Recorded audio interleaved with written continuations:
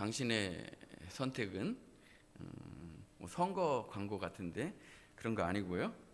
살아가는 모든 순간이 선택의 연속이라고 말해야 될 것 같습니다. 아주 오래된 광고에 보면 10년의 순간의 선택이 10년을 좌우한다, 그런 말이 있었습니다. 저는 순간의 선택이 영혼을 좌우한다라고 말씀드리고 싶습니다. 여러분의 인생에서 오늘 이 순간 하는 결정, 또 앞으로 다가오는 시간에 무엇을 선택하고 결정할 때 오늘 말씀이 우리 삶의 선택의 기준이 되는 그런 귀한 말씀이 되셨으면 좋겠습니다. 오늘 말씀은 가장 어두운 시기에, 가장 어두운 시대에 가장 아름다운 이야기라고 말할 수 있겠습니다. 엘리멜렉이라고 하는 사람이 베들레헴에서 살았는데 흉년이 들었습니다. 사실 어느 땅이든지 흉년이 없는 땅이 없을 수는 없겠죠. 그리고 인생에 어려움이 없이 날마다 좋은 날만 있을 수는 없을 것입니다. 근데 엘리멜렉은 흉년이 들자 자기 그 재산을 전부 다 정리를 해서 이제 하나님이 주신 기업의 땅 베들레헴을 떠나 모압 땅으로 가게 됩니다. 그의 이름은 하나님은 왕이시다라는 이름의 뜻을 가지고 있습니다. 근데 이름의 뜻을 하나님은 왕이시다라고 하는 것은 내 삶의 모든 것을 하나님의 통치 가운데 있고 하나님의 다스림 가운데 있어서 하나님이 원하시고 하나님이 바라시는 그런 통치 가운데 있는 것이 하나님은 나의 왕이시다라는 뜻입니다. 그의 부모는 그가 너의 인생을 통치하시고 다스려 주시고 인도하여 주시는 분은 하나님이시다라는 축복으로 그의 이름을 지어주었지만 엘리멜렉은 그러한 믿음의 선택을 안타깝게도 하지 못했다는 것입니다. 그리고 나중에 1장 후반부에 보면 나오미가 고향에 돌아올 때 나오미라고 부르니까 나를 나오미 즐거움이나 희락이라고 부르지 말고 마라 괴로움이라고 부르라 하면서 내가 나갈 때 풍족하게 나갔다라고 말하는 걸로 봐서 굉장히 풍족하고 여유 있는 삶을 그동안 살았던 것으로 알 수 있습니다. 그런데 문제는 흉년이 들었을 때 여기서 저기로 이사한 거, 베들레헴에서 모압으로 이주한 것보다 더 문제가 되는 것은 무엇이냐면 그 어떤 것도 하나님께 묻지 않고 결정했다는 것입니다. 우리가 어떤 일을 만났을 때, 인생의 흉년을 만났을 때, 우리의 인생의 풍랑을 만나고 어려움을 만났을 때 하나님께 묻고 뭔가를 결정해야 되는데 엘리멜렉은 묻지 않고 결정했다. 저는 이것이 바로 인생의 흉년이라 생각을 합니다. 우리 삶의 기도가 메말라질 때, 우리 삶에 하나님께 묻고자 하는 마음이 메말라진 것이 바로 흉년이라고 말할 수 있는 것입니다. 하나님의 뜻을 알고도 순종하지 않는 것, 하나님의 뜻이 분명히 무엇인지를 아는데도 불구하고 내 생각과 내 고집으로 불순종의 길을 걸어가는 것, 이것이 진짜 흉년이 아니고 무엇이겠습니까? 물질의 가치를 쫓아 믿음의 가치를 버리는 것, 바로 이런 것이 진짜 우리에게 닥쳐오는 어마무시한 흉년이라고 말할 수가 있는 것입니다. 많은 사람들은 돈의 가치, 물질의 가치를 쫓아서 인생을 살고 그 결정을 하지만 하나님은 물질의 가치보다 보이지 않는 믿음의 가치가 훨씬 더 가치 있고 귀하다라는 것을 우리에게 가르쳐 주십니다. 여기서 끝나지 않고 엘리멜렉은 두 아들에게도 잘못된 선택을 하게 하는 어리석음을 범하게 됩니다. 다시 말하면 두 아들이 모압 여인을 아내로 맞아들이고 그 모압 여인과 함께 삶을 살아가게 된 것입니다. 적어도 모압 여인이 그모스라고 하는 우상을 섬긴다고 하는 것을 너무나 잘 알았을 것입니다. 익숙하게 그의 가슴에는 그모스가 심어져 있다는 것을 알았음에도 불구하고 이방 여인과의 결혼을 이제 승인하게 됩니다. 또 하나님께서 이방 여인과의 결혼을 기뻐하지 않는다는 것 정도는 분명히 알았을 것입니다. 잘못된 이 선택의 결과는 참으로 참혹했습니다. 엘리멜렉도 2주 10년 만에 죽고 아들 둘도 다 죽었습니다. 흉년을 피해서 잘 살아보자 나선 것이 10년 만에 다 죽고 빈털터리가 되고 마른 것입니다. 인생은 좋은 일만 있는 것은 아니지만 너무나 아프게 느껴지는 대목입니다. 연이은 장례식 3번, 그리고 슬픔의 통곡 소리만 들리는 안타까운 현실입니다. 이 절망의 순간에 룻기에 흐르는 강물 소리가 들립니다. 어떤 강물 소리일까요? 하나님의 헤세드, 인자와 긍휼, 무한하신 사랑의 강물 소리입니다. 저는 이것을 우리 인생에 흐르는 은혜의 강물이라고 말씀드리고 싶습니다. 우리 인생에 은혜의 강물이 흐르고 있다는 것입니다. 잘못된 선택과 불순종, 아픔의 역사에 하나님의 주권적인 개입이 나타나는 순간입니다. 나오미의 마음속에 들려지는 소리가 있습니다. 바로 은혜의 강물 소리죠. 나오미에게 이런 소리가 들립니다. 6절 말씀을 보면 여호와께서 자기 백성을 돌보시고 양식을 주셨다 하는 겁니다. 베들레헴에는 하나님께서 양식을 주시고 그 백성을 돌보고 계신다. 그 백성들이 오히려 하나님이 주신 은혜에 의해서 먹고 살 것이 있다라는 소리를 듣게 됩니다. 이에 나오미는 결단하게 됩니다. 당신의 선택은 첫 번째로 생각할 문제는 세상으로 돌아갈 것인가 아니면 하나님께로 돌아올 것인가 하는 주제입니다. 세상으로 돌아가는 사람이 있고 하나님께로 돌아오는 사람이 있다는 것입니다. 돌아간다, 돌아온다 한 글자 차이잖아요. 돌아간다, 돌아온다 한 글자 차이인데 불순종과 순종의 차이만큼 하늘과 땅 차이입니다. 세상에는 두 종류의 오뚜기가 존재하는 것 같습니다. 한 오뚜기는 계속해서 넘어졌다가 일어나서는 다시 원점으로 돌아가서 더욱 세상적으로 가는 오뚜기입니다. 더욱 잘못된 방향으로 가는 것을 의미하는 것이죠. 오늘 본문에 보면 6절부터 계속해서 거의 매절마다 6절에 보면 돌아오려 한다, 7절에 보면 돌아오려고, 8절에 보면 돌아가라, 10절에 보면 돌아가겠나이다, 11절에 보면 돌아가라, 이렇게 매절 계속해서 돌아간다, 돌아간다, 돌아간다 그런 말이 나온다는 것입니다. 여러분은 세상으로 돌아가려 하십니까? 하나님께로 돌아오려 하십니까? 더욱 나쁜 쪽으로 가기를 원하는 분은 아무도 없을 것입니다. 시어머니 나오미의 권유를 받은 오르바는 울면서 거절했지만 곧바로 정신을 차립니다. 그래, 남편도 없고 시어머니 혼자서 산다 그러면 어떻게 살 수 있겠는가? 앞에 기다리는 것은 고생뿐이지 않겠느냐, 이렇게 생각을 했다는 것입니다. 그래서 여기 그래도 내 친정이 낫지 않나, 내 고향이 낫지 않나, 내 친구들이 있는 이 땅이 낫지 않나 생각하고 우상의 땅으로 돌아갑니다. 단순하게 여기 이 사람들이 모압으로 돌아간 것은 단순하게 내 고향으로 돌아간 것을 의미하는 것이 아니라, 내 고향 땅으로 돌아간 것을 의미한 것이 아니라 15절 말씀을 보면 보라 내 동서는 그의 신들에게 돌아가나니 라고 규정하고 있습니다. 그러니까 모압 땅으로 돌아간 것, 모압 땅에 남은 것은 어떤 것을 의미하는 거예요? 내 신들, 우상의 땅으로 다시 돌아간 것을 의미한다라고 말하고 있는 것입니다. 아무도 세상으로 돌아간 이름은 하나님의 나라에서 기억해 주지 않는 이름이 되는 것입니다. 이렇게 나쁜 오뚜기는 하나님께로 오는 것 같은데, 또 믿음으로 나아가는 것 같은데, 또 뭔가 하려고 그러는 것 같은데, 결국은 하나님께서 원하시는 그 길에서 점점 멀어지고 있는 오뚜기를 볼 수가 있다는 것입니다. 또 하나의 오뚜기는 흉년이 와도, 환난이나 시험이 와도, 정말 어려움이 닥쳐와도 점점 다시 일어나서 하나님께로 돌아오는 오뚜기가 있습니다. 문제를 만나면 다시 일어나서 하나님께로 바짝 다가서는 거예요. 하나님께로 정말 매달리는 거예요. 하나님을 의지하는 거예요. 하나님께 소망을 두는 거예요. 내 방법과 내가 가지고 있는 생각을 버리고 하나님께로 한 걸음 더 나아가는 삶을 살게 된다는 것입니다. 룻기에 흐르는 은혜의 강물을 마신 자만이 믿음의 오뚜기의 반응을 보일 수 있다는 것입니다.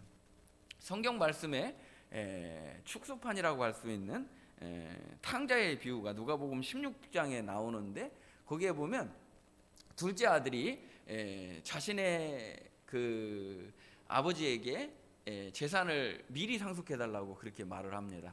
미리 상속해 주시고 그 재산을 상속받아서 내가 자유롭게 나 하고 싶은 대로 한번 잘 살아보자 하고 아버지의 품을 떠나 세상을 향해 나아가게 됩니다. 사실 아버지를 떠난 것이 흉년이죠.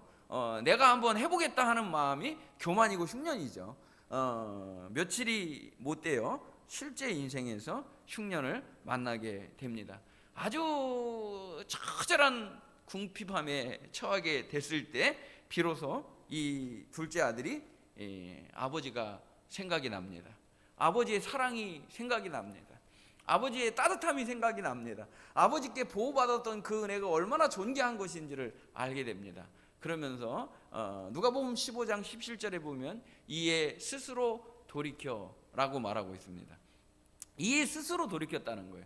어떻게 인생이 스스로 돌이킬 수 있겠습니까? 그에게 스스로 돌이킬 만한 마음을 하나님이 주셨다는 것입니다. 이것이 바로 은혜의 강물이고 하나님의 긍휼의 강물인 것입니다. 궁핍박 가운데 있으면 차라리 죽어버려야 되겠다, 나 같은 게 뭐를 할 수 있겠나, 이렇게 낙심하는 사람도 있어요. 그런데 그렇게 생각하지 않고 지금 이때가 하나님을 찾아야 될 때이다, 지금 이때가 기도해야 될 때이다, 지금 내가 하나님의 방법으로 살아야 될 때이다, 하나님께 나아가야 된다 라고 일어나는 오뚜기도 있다는 것입니다. 이에 스스로 돌이켜 깨달음, 너무 중요한 거예요. 우리가 인생을 살면서 깨달음이 있어야 됩니다. 이에 스스로 돌이키는 깨달음이 있을 때 삶의 변화가 있을 수 있는 거예요. 내가 이런 삶의 방식으로 살면 안 되겠다, 지금처럼 이렇게 되돌려서 똑같이 이런 삶을 살면 안 되겠다라고 하는 결단의 깨달음이 있어야 된다는 거예요. 실패를 하고서 또 얼마 안 있다가 또 실패하고 또 똑같은 방법으로 넘어지고 또 똑같은 방법으로 좌절하고, 그런다면 어떻게 우리가 더 나은 전인적인 변화를 일으킬 수 있겠습니까? 또 20절 말씀을 보면 이래 일어나 아버지께로 돌아가니라. 깨달음 이후에는요 반드시 돌아가는 결단이 있어야 된다는 거예요.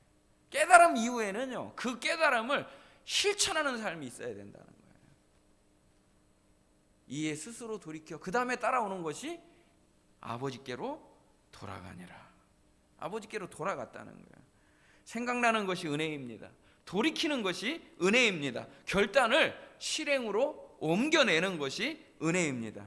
룻이 그 시어머니의 말을 듣고 오르바는 고향 땅 그모스로 돌아갔다. 고향 땅 모압 땅으로 돌아갔다. 그모스 우상을 섬기는 땅으로 갔다라고 말했는데, 룻은 14절에 있는 말씀을 보면 시어머니를 부초찼더라 이렇게 말합니다. 이 세상에서 가장 아름다운 결단이 바로 부초찼더라. 가장 아름다운 언어가 우리나라 이 성경 말씀 중에서 우리 글 중에 가장 아름다운 말씀이 부초찼다라는 말이라고 저는 생각을 합니다. 그가 시어머니를 부초찼더라. 이 부초찼다라는 히브리어는 다바크라는 말인데요, 붙들고 늘어졌다는 거예요. 착 달라붙었다는 뜻이에요. 뗄래야 뗄 수 없는 관계를 맺었다는 뜻이에요. 시어머니를 착 달라붙었다는 거예요. 붙들고 늘어졌다는 거예요. 시어머니가 뭐라고요? 시어머니가 무슨 소망이 있다고요? 근데 그 말씀을 조금 더 읽어보면 시어머니를 붙잡았다라기보다는 시어머니를 통해 만나게 된 하나님을 붙잡았다는 거예요. 하나님을 붙여쳤다는 거예요. 내게 소망이 하나님께 있습니다. 하나님만이 나의 삶을 인도해 주십니다. 하나님만이 나를 붙들어 주십니다. 그러므로 내가 하나님을 붙쫓았습니다라고 고백한 것입니다. 열왕기하 18장 6절에 보면 히스기야 왕이 정말 하나님을 의지했던 사람이고 하나님을 붙잡았던 사람이에요. 근데 그 히스기야 왕을 통해서 기록한 열왕기의 기자는 아주 중요한 단어를 하나 우리에게 가르쳐 주시는데요, 열왕기하 18장 6절에 보면 곧 그가 여호와께 연합하여 그에게서 떠나지 아니하고 여호와께서 모세에게 명한 대로 계명을 지켰더라. 여기 히스기야 왕이 하나님을 의지하는데 하나님과 연합했다라고 하는 말이 바로 붙쫓았다라는 말과 같은 말인 것입니다. 하나님께 연합했다는 거예요. 하나님께 쫙 달라붙었다는 거예요. 하나님께 완전히 매달렸다는 거예요. 우리에게 희망이 있는 게 아니라요, 우리에게 뭔가 능력이 있는 것이 아니라요, 우리가 뭔가를 개혁할 수 있는 게 아니라 하나님께 붙쫓은 자, 하나님께 연합된 자, 하나님을 온전히 붙들고 있는 자에게 변화와 희망이 나올 수 있다는 것을 우리에게 가르쳐 주시는 것입니다. 혀가 입천장에 착 달라붙듯이 어떤 틈을 주지 않은 게 붙쫓았다라는 뜻이에요. 옛날에 우리는 표준어인지 모르겠는데 접착제 있잖아요. 강력 접착제, 순간 접착제, 뭐 본드, 악교 이런 거 많이 어렸을 때 들었어요. 그거는 점점 이제 그 기술이 발전되면서 점성을 강하게 만드는 거예요. 그래서 나무하고 붙이면요, 나무하고 나무가 어떻게 돼요? 한 몸이에요. 나무를 자를 수는 있어도 붙인 데는 안 떨어져요. 나무 결이 떨어져 나가는 한이 있어도 붙인 곳이 떨어지지는 않아요. 근데 히스기야가 하나님을 붙잡았는데요, 그렇게 붙었다는 거예요. 그럴 때 우리에게 소망이 있는 줄로 믿습니다. 이것을 예수님께서는 요한복음 15장에서 우리에게 참포도나무의 비유를 통해서 열매 맺지 못하는 들포도 가지, 아무짝에도 쓸모없는 그 말라 비틀어진 가지를 잘라내시고 참포도나무 되시는 예수님에게 생명의 연합 접붙여 주시는 은혜를 베풀어 주십니다. 4절 말씀을 보면 내 안에 거하라 나도 너희 안에 거하니라. 가지가 포도나무에 붙어 있지 아니하면 스스로 열매를 맺을 수 없음 같이 너희도 내 안에 있지 아니하면 그러하리라. 예수님께 붙어 있을 때만 우리가 열매 맺을 수 있고 그 생명의 복을 누릴 수가 있다는 것입니다. 날마다 생명의 주님으로부터 생명과 은혜를 공급받는 복된 성도들이 되시기를 주님의 이름으로 축복합니다. 로마서 6장 5절에 있는 말씀을 보면 만일 우리가 그의 죽으심과 같은 모양으로 연합한 자가 되었으면 또한 그의 부활과 같은 모양으로 연합한 자가 되리라. 아멘. 이 귀한 말씀인데요, 우리가 예수 그리스도에게 붙어 있다라는 거, 참 포도나무에 붙어 있다라는 것은 그의 죽으심과 연합된 거라는 거예요. 그의 부활과 연합된 거라는 거예요. 많은 사람들이 이론적으로는 그렇게 말해요. 나는 죽고 그리스도만. 우리가 할 수 있는 것이 아니라는 거예요. 나는 나를 죽일 수가 없죠. 나의 자아 때문에 매일 넘어지는데 어떻게 나를 죽일 수가 있겠어요? 아무리 참고 아무리 인내하라고 그러고 나한테 막 주문을 해도요, 우리 스스로 변화할 수가 없어요. 우리 스스로에게는 소망이 없단 말이에요. 매일 자빠지고 넘어지는 게 인생인데 예수님과 붙어 있을 때만 우리의 자아의 죽음이 선포되고 죄의 죽음이 선포되고 예수님과 생명으로 연합돼서 그의 죽으심이 나의 죽으심이 되고 그의 부활이 나의 부활이 되는 은혜 가운데 거하는 생명의 연합이 이루어진다는 것입니다. 예수님의 죽으심과 연합되는 것, 예수님의 부활과 연합되는 것은 참 포도나무에 붙어있는 가지에게 주는 신비로운 축복의 말씀인 것입니다. 룻은 붙쫓은 결단을 통해 하나님께 돌아오는 선택을 한 것입니다. 하나님의 주권은 이 붙쫓은 선택을 통해 생각할 수도 없는 예수 그리스도의 족보에 들어가는 예수 그리스도의 오심을 문 열어주는 귀한 역사를 이루어 주시는 것을 볼 수가 있습니다. 사랑하는 성도 여러분, 세상으로 돌아가는 오뚜기가 되지 말고 하나님께로 돌아오는 오뚜기가 되시기를 주님의 이름으로 축복합니다. 두 번째로 생각할 주제는 나는 어떤 가치를 가지고 선택하는 사람인가 하는 겁니다. 사랑하는 성도 여러분, 여러분은 어떤 가치를 가지고 선택을 하나요? 여러분의 선택의 기준은 무엇인가요? 묻고 싶습니다. 그렇습니다. 하나님이 기뻐하시는 것이 선택 기준이 되어야 될 줄로 믿습니다. 그렇기 때문에 우리는 늘 하나님의 뜻에 민감한 사람이 돼야 돼요. 세상적으로 이상한 거에 민감한 사람 되면 안 되고요, 하나님의 뜻에 민감해야 돼요. 어떤 사람이 나한테 잘해주나, 저 사람 왜 나 저렇게 쳐다보는 거야, 이런 거에 민감할 필요 없어요. 전혀 그런 거 신경 쓰면 다른 사람은요 자기 살기도 바빠요. 여러분 그렇게 쳐다보지도 않았고요, 그런 말 하지도 않았어요. 여러분이 생각해야 되고 여러분이 민감해야 될 것은 무엇이냐면 하나님의 뜻에 민감한 사람이 되시기를 주님의 이름으로 축복합니다. 그래서 로마서 12장 2절에 보면 너희는 이 세대를 본받지 말고 오직 마음을 새롭게 함으로 변화를 받아 하나님이 선하시고 기뻐하시고 온전하신 뜻이 무엇인지 분별하도록 하라 말씀하십니다. 세상을 본받지 않으려는 결단이 우리에게 있어야 돼요. 세상이 자꾸 우리에게 영향을 주는데 나는 세상의 삶의 방식을 따르지 않겠습니다. 세상의 가치 판단의 기준에 의해서 나도 판단하고 따지고 그렇게 살지 않겠습니다라는 결단이 있어야지만 하나님의 뜻이 보여지고 하나님의 뜻이 들려지는 것입니다. 여러분 진짜 나는 세상의 가치와 다르게 지금 살고 있습니까? 세상 사람들이 좋아하는 것, 세상 사람들이 추구하는 것과 나는 다른 것을 지금 추구하고 있습니까? 그런 사람에게 하나님의 뜻이 들려진다는 거예요. 아, 부럽다. 어떻게 저렇게 살아? 나도 저렇게 살고 싶다. 그러면 하나님의 뜻은 안 들리는 거예요. 그게 더 크고 선명하게 보인다는 거예요. 세상 소리로 시끄러운데 내 고집으로 꽉 차 있는데 어떻게 하나님의 소리가 들릴 수 있겠습니까? 어떻게 하나님의 뜻이 분별될 수 있겠습니까? 보이는 가치보다 보이지 않는 것을 볼 수 있는 믿음의 눈이 열리는 복된 성도들이 되시기를 주님의 이름으로 축복합니다.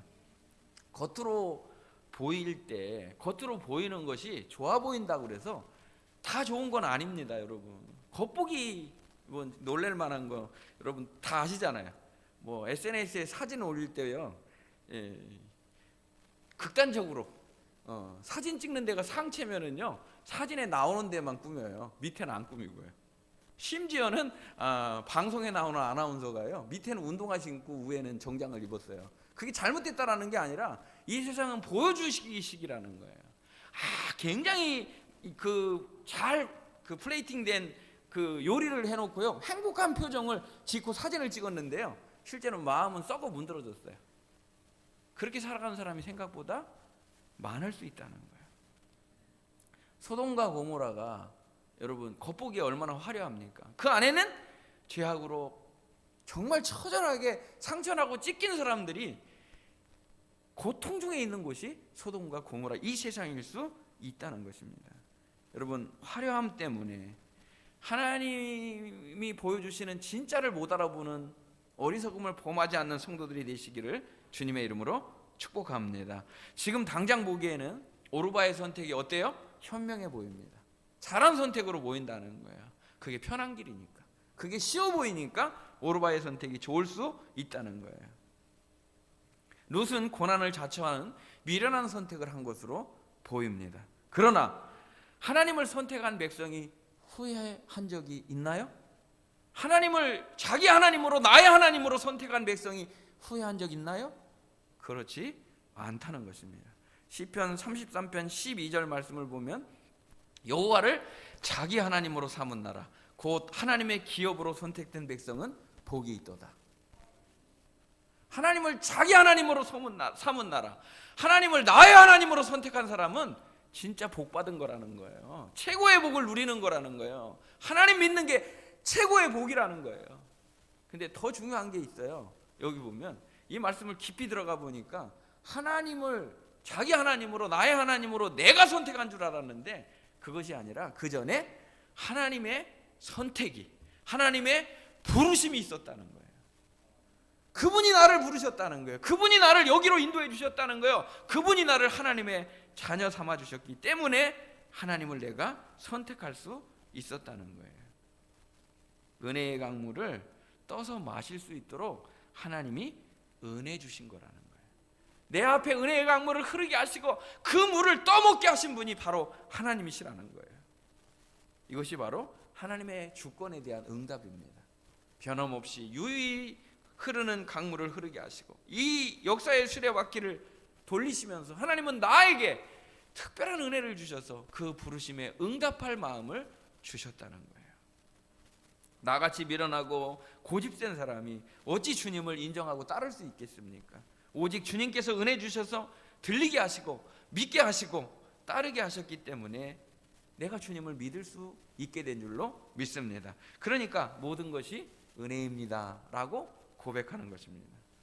요한일서 4장 10절 말씀을 보면 사랑은 여기 있나니 우리가 하나님을 사랑한 것이 아니요 하나님이 우리를 사랑하사 우리 죄를 속하기 위하여 화목제물로 그 아들을 보내셨습니다. 하나님을 우리가 사랑한 게 아니라는 거예요. 내가 하나님을 선택한 것이 아니라는 거예요. 하나님이 나를 사랑하사 나를 선택해 주셨다는 거예요. 그래서 사랑의 절정이 무엇입니까? 로마서 5장 8절에 보면 우리가 아직 죄인 되었을 때 그리스도께서 우리를 위하여 죽으심으로 우리에 대한 하나님의 사랑을, 자기 사랑을 확증하셨느니라. 오늘 룻기 1장 16절에 보면 절정의 고백이죠. 어머니의 백성이 나의 백성이 되고 어머니의 하나님이 나의 하나님이 되시리니 고백합니다. 그러니까 룻의 고백, 선택이 있기 전에 이 선택을 할 수 있도록 하나님이 은혜 주셨다는 것을 분명하게 말씀하고 계시는 것입니다. 사랑하는 성도 여러분, 잠깐 지금만 좋은 선택을 하지 마시고 영원히 좋은 선택을 하실 수 있는 복된 성도들이 되시기를 주님의 이름으로 축복합니다. 그래서 로마서 8장 18절에 보면 생각하건대 현재의 고난은 장차 우리에게 나타날 영광과 비교할 수 없도다. 이 땅에 우리가 당하는 고난은 장차 영원히 누릴 영광과 좋게 비교할 수 없는 영광이라고 말씀해주고 계시는 것입니다. 지금만 생각해서 보이는 가치를 따라서 지금 편한 길을 여러분 가지 마시고 영원히 좋은 보이지 않는 가치를 선택하는 복된 성도들이 되시기를 주님의 이름으로 축복합니다. 세 번째 생각할 주제는 선택을 증명하는 일상의 삶입니다. 여러분이 선택한 것이 맞다는 것을 여러분 뭘로 증명을 합니까? 싸워서요? 말로요? 이게 맞아! 이건 내가 생각한 게 맞아! 아무도 그 얘기 듣지 않습니다. 어떻게 증명해야 될까요? 오늘 굉장히 은혜로운 것은 무엇이냐면 우리가 하나님을 선택한 거, 세상으로 돌아가지 않고 하나님께로 돌아올 때 하나님께서는 하나님을 선택한 것이 얼마나 복된 것이라는 것을 하나님이 스스로 우리 삶에 증명해 주신다는 것입니다. 1장 22절에 있는 말씀을 보면요, 베들레헴으로 돌아올 때 그때가 언제인지를 밝히고 있는데 그때가 보리 추수할 때다. 보리 추수할 즈음에 돌아오게 하셨다는 거예요. 막상 정말 용기를 가지고 대단한 결단을 가지고 돌아왔는데요, 아무것도 먹을 게 없고 아무도 돌아보는 사람이 없고 차가운 냉소, 정말 손가락질 이런 것만 기다린다면 버티기 어려웠을 거라고 생각을 해요. 근데 은혜의 강물이 곳곳에 하나님의 은혜로 정말 잔잔하게 다 배어 있는 거예요. 오니까 보리 추수해서 이삭을 주실 수 있도록 하나님의 은혜를 준비해 놓으신 것입니다. 국류를 베풀어 주신 것입니다. 회복의 은혜를 준비시켜 주신 것입니다. 2장에 보면요, 룻이 보리 이삭을 주스러 나가는데요, 보리 이삭을 주스러 간 그 땅이 하나님의 인애가 넘치는, 하나님의 사랑이 넘치는 보아스의 밭이었다. 우연이라고 성경은 말하고 있지만 절대 우연이 아님을 우리에게 가르쳐주고 계시는 것입니다. 하나님의 섭리 속에 있다. 나는 하나님의 놀라우신 섭리 속에 있다라는 것을 알 때 우리가 감격하는 거 아니겠습니까? 3장에는 룻이 타작마당에 들어가게 되는데요, 굉장한 결단을 해서 들어간 거예요. 근데 타작마당에 들어가서도 여전히 그곳에 하나님의 은혜가 있다는 거예요. 여전히 하나님의 준비하신 은혜가 있다는 걸 보여주게 됩니다. 4장에서는 더 가까운 친족의 기업 물을 자의 권리를 포기하게 하시고, 부담스럽게 한 거죠. 그 권리를 포기하게 하시고 보아스가 기업 물을 자가 되게 하시는 은혜를 베풀어 주십니다. 모든 것이 하나님께로 돌아온 자, 모든 것이 하나님께로 돌아온 자, 보이지 않는 가치를 중요시 여기고 그 보이지 않는 가치를 선택한 자에게 하나님이 은혜로 증명해 주시는 삶임을 알 수가 있습니다. 최종적으로 오실 예수 그리스도를 준비하는 위대한 구속 역사의 계보를 이어가는 축복을 베풀어 주셨다는 거예요. 기생 라합이, 모압 여인 룻이 어찌 예수 그리스도의 족보에 들어갈 수 있겠습니까? 나 같은 죄인이 어떻게 하나님의 자녀가 될 수 있겠습니까? 오직 티끌 같은 나를 위해 역사 속에 오셔서 죽으시고 부활하심으로 하나님이 무한하신 사랑을 증명해 주신 예수님의 사랑 때문인 줄로 믿습니다. 시어머니를 붙쫓아 돌아온 것은 하나님을 선택한 것입니다. 하나님을 선택했다고 가만히 있었다면 어찌 되었을까요? 하나님을 내가 선택했다, 난 하나님 믿을 거야, 하나님의 방식으로 살 거야 라는 결단만 있고 내 삶에 아무것도 없는 가만히 주저앉아 있는 삶이었다면 어떤 변화가 있었을까요? 룻은 하나님을 선택한 사람으로서 일상의 삶으로 자신의 선택이 옳다는 것을 삶으로 증명하는 삶을 살았다는 거예요. 우리가 하나님을 선택하고 그 선택이 최고의 선택을 증명하는 일상의 삶이 있어야 된다는 거예요. 3장에 보면은 룻이 굉장한 모험을 걸고 타작마당에 들어갔는데요. 보아스의 이불발치를 들고 타작마당에 들어갈 때 보아스가 한 말이 있어요. 저는 그 말씀이 굉장히 마음에 와닿아요. 3장 11절에 보면 내가 현숙한 여인인 줄을 이 성의 모든 사람이 다 안다. 내가 어떤 사람인지를 이 세상의 모든 사람이 다 안다라고 말하고 있어요. 이 동네 사람이 내가 어떤 사람인지를 안다는, 그 말은 무슨 말이에요? 내 삶이 얼마나 성실한지, 내가 얼마나 지혜로운 사람인지, 내가 얼마나 신중한 사람인지, 너의 판단이 얼마나 올바른지를 이 세상 사람들이 다 알고 있다는 거예요. 우리 믿는 성도들이 아이고 교회는 잘 가는데 삶은 참 보잘것없네, 어떻게 믿는 사람이 안 믿는 사람만도 못하냐 마음 쓰는 게, 이런 얘기를 들어서 안 되겠죠. 우리 성도들이 어떤 말을 들어야 된다는 거예요? 내가 어떻게 살아가는지, 내가 어떤 마음으로 살고 있는지를 이 세상 사람들이 다 안다라고 말했다는 거예요. 평상시 일상의 삶이 얼마나 하나님 앞에 성실했는지를 말해주는 대목입니다. 피곤한 날이 왜 없겠습니까? 저라고 왜 피곤한 날이 없겠습니까? 지치는 날이 왜 없었겠습니까? 그때마다 포기하고 중단한다면 우리 삶에 어떤 변화가 일어나겠습니까? 다시 돌아가겠죠.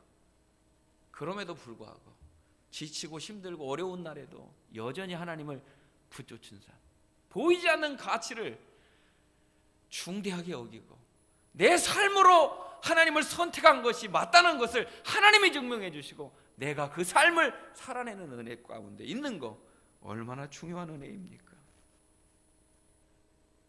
오늘 한 날이, 지금 이 순간이 하나님의 긍휼의 날인 줄 믿고 하나님의 은혜를 구하는 성도들이 되시기를 주님의 이름으로 축복합니다. 언제나 예배자의 삶을 살고 그 예배의 삶을 살기 위해서 세상을 나가고, 언제나 전에 기도하던 대로 기도의 자리를 지켜가며 기도한 대로 살기 위해서 일상의 자리로 나아가는 복된 성도들이 되시기를 주님의 이름으로 축복합니다. 룻의 삶은 기적의 삶이 아닌 주권적 부르심에 대한 응답의 삶이었다는 것입니다. 여전히 흐르는 은혜의 강물을 매일 떠먹는 은혜, 우리 앞에 있는 은혜의 강물을 매일 떠서 먹는 은혜, 이것이 일상이 되는 은혜가 있으시기를 주님의 이름으로 축복합니다. 지금 몹시 인생의 추운 겨울을 만나셨습니까? 흉년의 시간 속에 아파하고 계신 분이 있으신가요? 슬픔과 아픔이 있더라도 은혜의 일상을 소중히 지켜내는 성도들이 되시기를 주님의 이름으로 축복합니다. 사랑하는 성도 여러분, 당신의 선택은 무엇입니까? 세상으로 돌아감입니까? 하나님께로 돌아옴입니까? 선택의 기준이 눈에 보이는 가치입니까? 눈에 보이지 않는 영원한 가치입니까? 하나님께서 여러분의 선택이 귀한 것임을 은혜로 증명해 주실 때까지 인내하며 소중한 일상의 삶을 지켜내는 성도들이 되시기를 바랍니다. 하나님이 여러분을 먼저 선택하시고 부르셨기 때문에 반드시 하나님이 여러분의 삶을 증명해 주실 것입니다. 그때까지 우리는 소중한 일상에서 하나님의 부르심에 응답하는 삶을 살아야 될 줄로 믿습니다.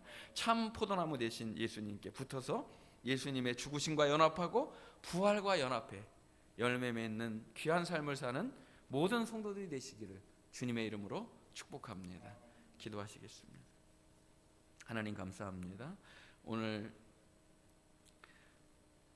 하나님을 나의 하나님으로 선택하게 하시고 하나님을 붙잡는 삶을 살게 해주셔서 감사합니다. 내가 붙잡은 줄 알았는데 내가 붙잡은 것이 아니라 하나님의 위대한 선택이, 하나님의 부르심이 먼저였다는 것을 알며 우리는 감격합니다. 하나님, 세상으로 돌아가는 어리석음은 없게 하시고 하나님께로 돌아오는 축복의 발걸음이 되게 하여 주시옵소서. 눈에 보이는 가치로 살지 않게 하시고 하나님의 뜻대로 보이지 않는 영원한 가치를 쫓아 사는 복된 성도들이 다 되게 하여 주시옵소서. 우리가 하나님을 선택한 것이 얼마나 복된 발걸음인지를 하나님이 우리 삶에서 증명해 보이시고 우리의 일상이 그것을 뒷받침해 줄 때 얼마나 아름다운 삶인지를 오늘 말씀을 통해 발견하게 됩니다. 오늘 모든 성도들이 은혜의 강물을 매일 떠먹는 은혜의 삶을 지켜나가는 성도들이 되게 하여 주시옵소서. 하나님께서 이 귀한 은혜를 우리에게 베풀어 주심을 감사드리며 예수님의 이름으로 기도하옵나이다. 아멘.